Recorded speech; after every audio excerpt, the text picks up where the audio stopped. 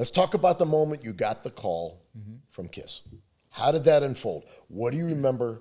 What do you remember about literally just stepping into that crazy world? How'd that go down? Well, it was a very unusual way to get in the band because originally I was just going to be a temporary member because the new guitar player, which in my gut was like, this guy doesn't look right and the music he likes doesn't sound right.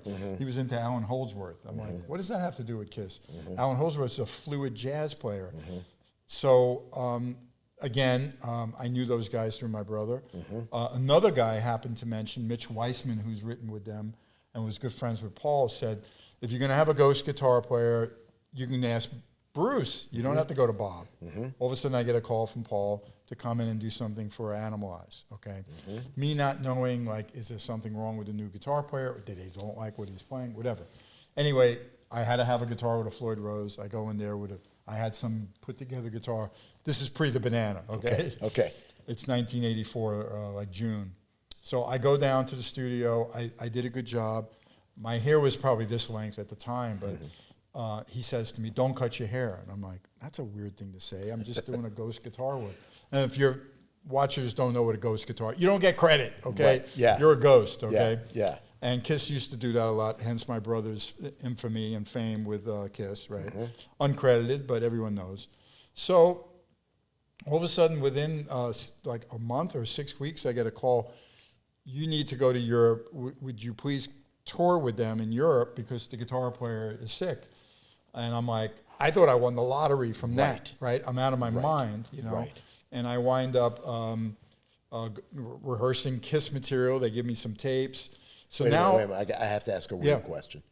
When you hung up the phone, what did you literally do? I was definitely...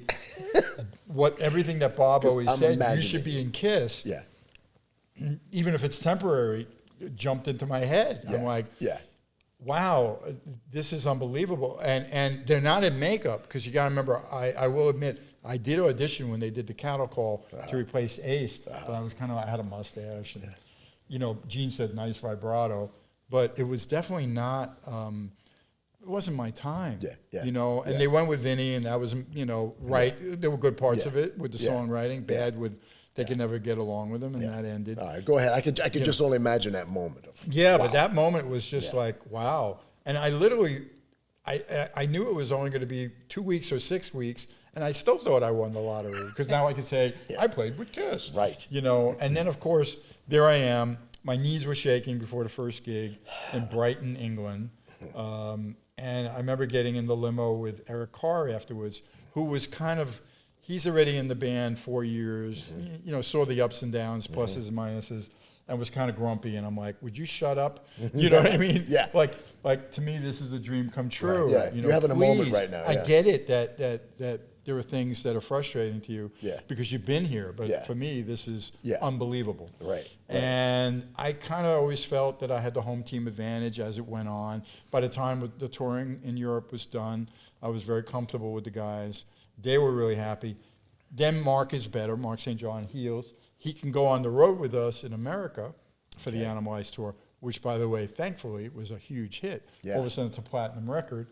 So the next thing you know, we're both on tour. They wanted him to watch the show, and then they would try him out, and that's what they did. We used to jam backstage, because back then, that was really bizarre. And in my mind, I had to look at it like, may the better man win, but I don't have to like take him out and knock him out like, you know, Tanya Harding or one of those crazy things. You know what I mean?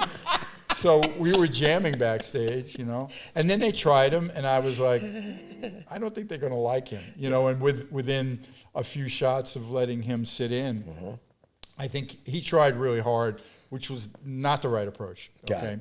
In fact, he was trying to overdo and overcompensate, you know, like throwing the guitar around and everything. They're giving him looks. I knew Gene and Paul already pretty well.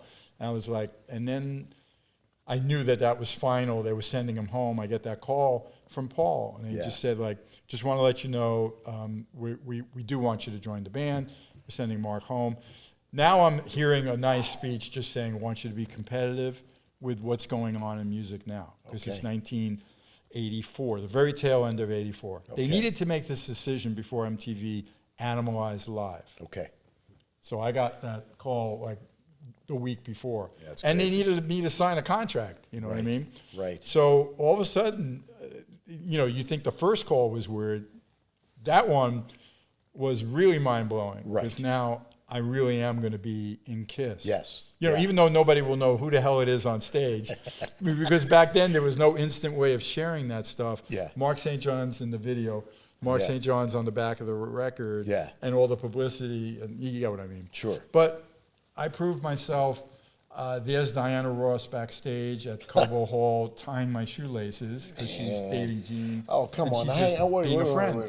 You know what I mean? I'm like, I got to hit I'm the like, pause button. Yeah. Wait, You're in Detroit, Cobo Yeah. Hall, and Diana Ross is tying your shoes. Yeah, because that's what it is when you're in KISS.